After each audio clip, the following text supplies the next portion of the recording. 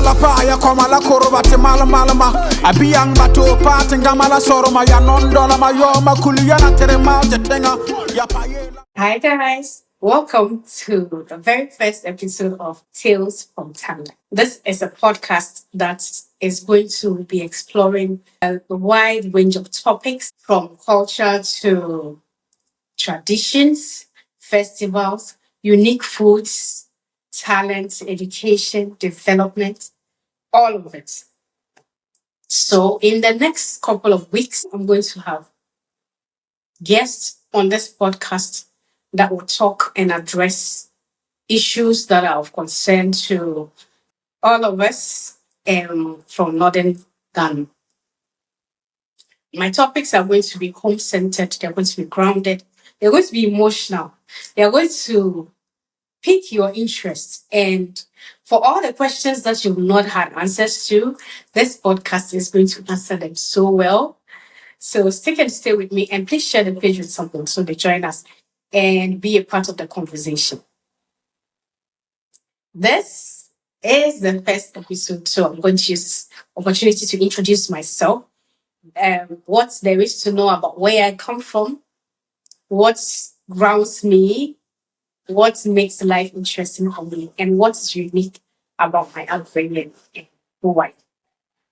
So, my name is Adombila. I am Pobina Jennifer. I have a pet name everybody at home calls me, that is Alanda.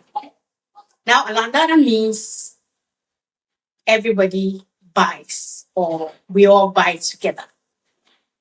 In my language, it means a different thing.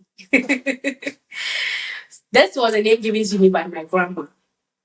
So from what I was told growing up, a lot of people used to come to my dad for one thing or the other. And at a point, it was too much for my grandma. So she decided to name me Alandada to mean that everybody hustles for their own. Everybody goes out to work for what they have. Nobody has it free of charge. Nobody gets it easy. Everybody has to put in some work to get what they have. So in my language, so my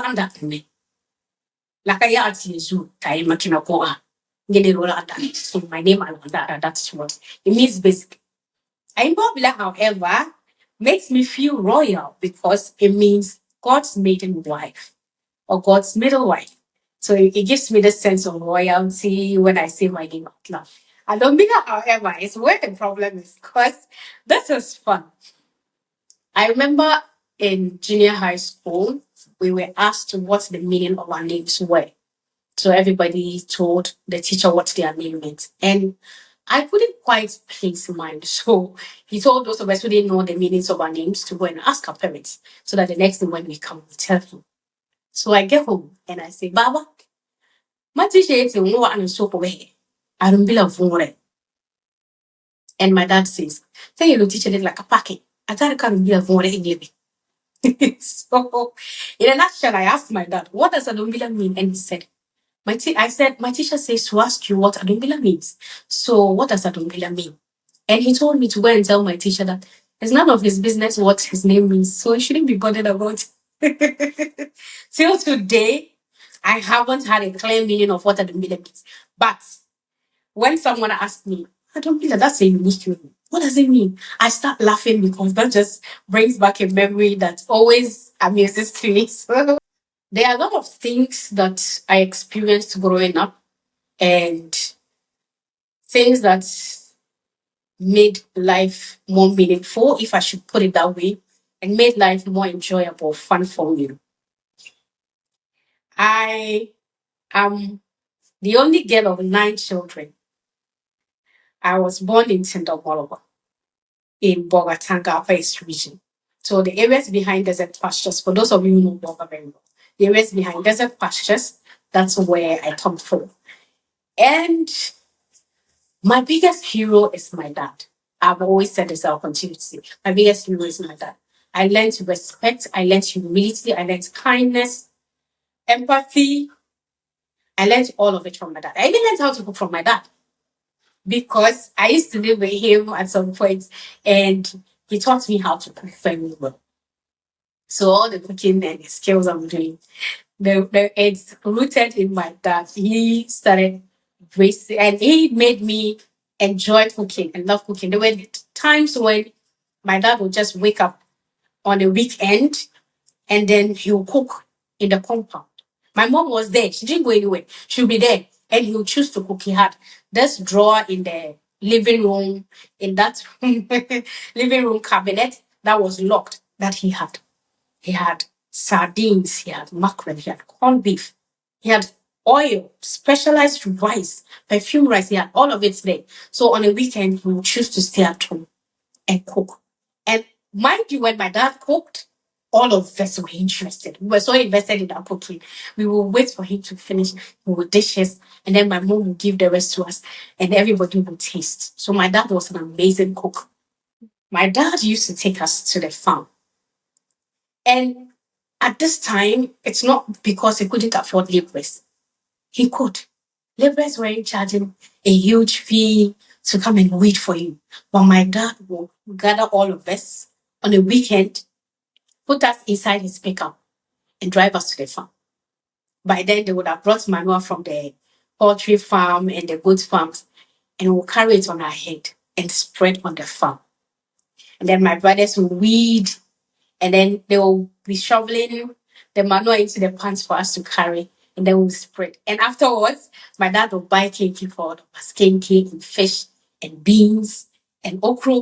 And that was always the fun part of it. So when he said it was time for family week, everybody in my community will gather. Some of us will walk, and those of us who could join the pickup, we will join the pickup and go. This taught me the proverb that my mom used to throw at us at every point in growing up, that Tomaka coordinator. Hard work doesn't kill. And that has been basis for me on a lot of fronts in the professional world. Sometimes I'm so beat, but I still get up and I go at it because that keeps ringing in my head. You know, that reminder that you have, that when you want to give up, you just have that reminder, that constant reminder in your head telling you that get up, dust yourself, and go again.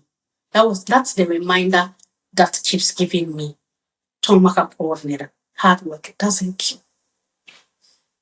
So there are stories my mom used to tell us, and my cousins, and we growing up where I grew up, the compound is for everybody. We slept in the compound, especially during dry season when it's hot.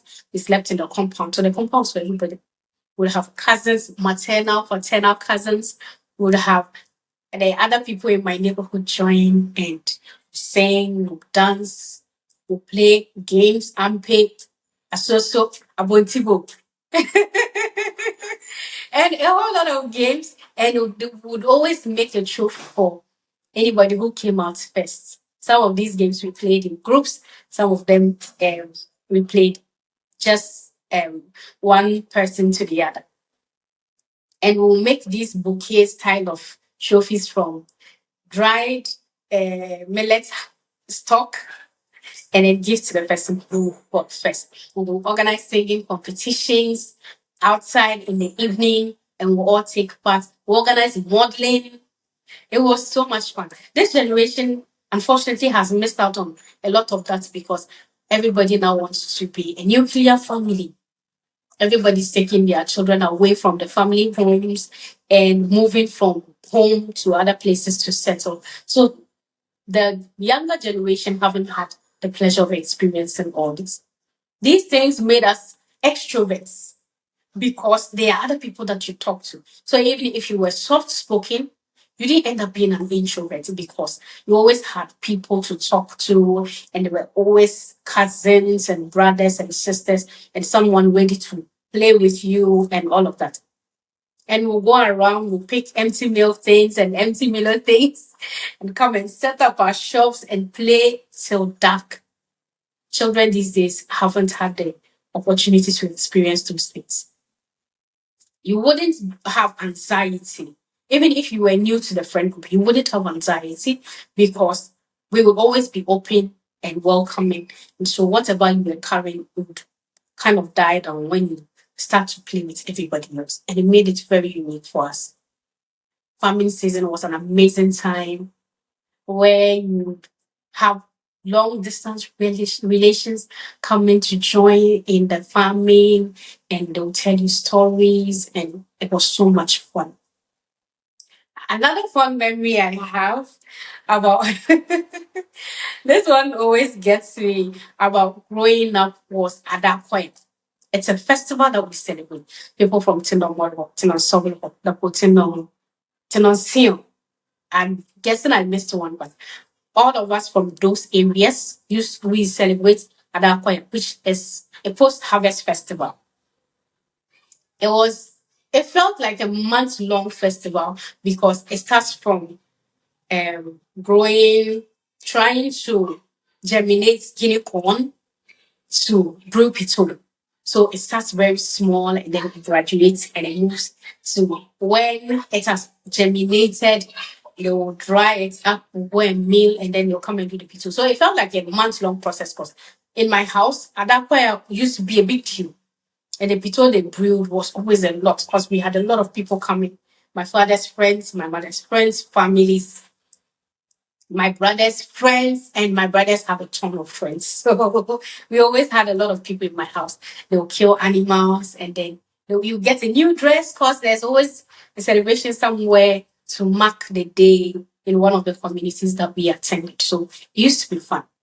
At that point of late, isn't as big as it used to be.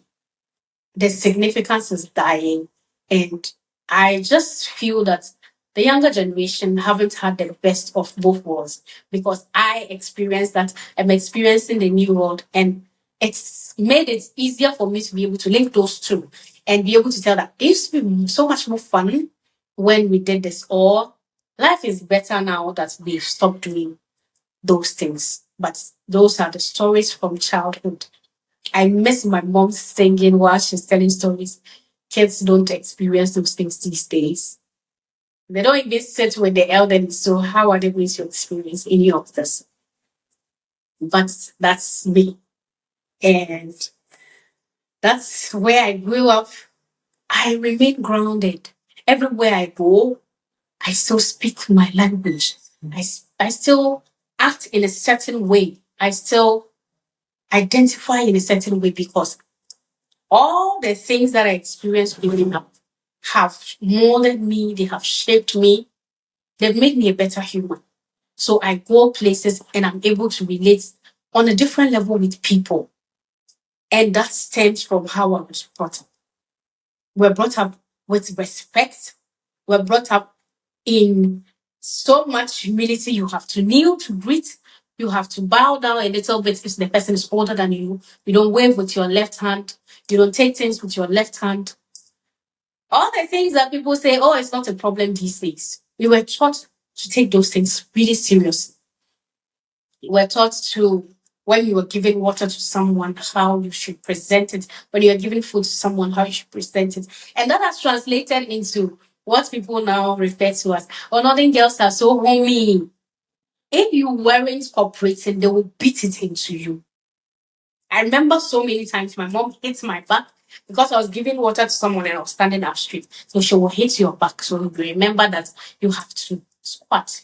You have to bow down a little because the person you are giving the water to is older than you are. It's not cruelty. It was just to shape and mold us to be better. So this is me. This is my upbringing, and this is who I am today. In the subsequent episodes, I'm going to have a lot of guests that will talk about topics of interest. You wouldn't want to miss this. So subscribe, turn your notification on so that when there's a new episode, you will be notified and you can share with other people.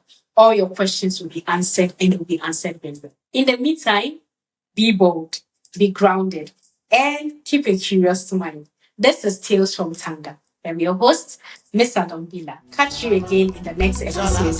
Bye. Sala sala ge pawine, ai sala sala ge pawine.